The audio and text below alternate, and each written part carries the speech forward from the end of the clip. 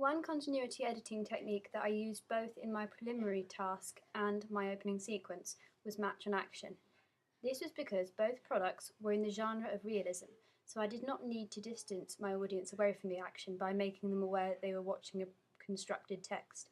I wanted my audience to become fully immersed in the narrative. I did not use the eyeline match in my opening sequence, however, because I feel this was not a technique conventional of social drama. Perhaps it is more seen in horror movies to show the protagonist seeing the antagonist. I used shot reverse shot and over the shoulder shots in both conversations because again I wanted my audience to forget that they were watching a constructed piece. I feel I have improved my composition of over the shoulder shots. As you can see in this shot, I have combined an over the shoulder shot with a low angle shot to portray the pressure that her mum puts on Olivia. My adherence to the 180-degree rule is evident in the kitchen scene, but also in the footage of her dancing. The camera tends not to go behind her. I think I stick to this technique subconsciously because it is so dominant within other media products. My audio levels are more consistent and generally louder in Canary, as my actress in my preliminary task was very quiet. I have experimented with several camera techniques, some proving very successful and others not so much.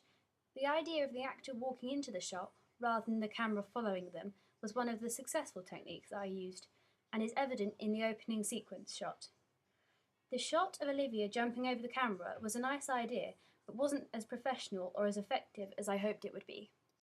The use of cross dissolves to show time passing or create tension was effective towards the end of my opening sequence, and as was the slow fade out to add enigma. The main thing I regret was not using a better camera and also not spending as much time on the end of the sequence as I did on the start. Looking back, I would have balanced my time better. In both my preliminary task and my opening sequence, I shot a scene with a window in the background. This silhouetted my character in my preliminary task, whereas in my opening sequence, I made sure the same didn't happen. Overall, I have learnt a lot about the process of film production. I have acquired planning skills such as storyboarding and scheduling, whilst also learning to consider the impact that every decision will have on the audience. Aside from the creative skills, I have gained a knowledge of the business side of the film production industry, such as budgeting, distribution, and target audience factors. It has allowed me to constantly analyse what I am doing when making a media product, and how this will further increase the reach to my target audience.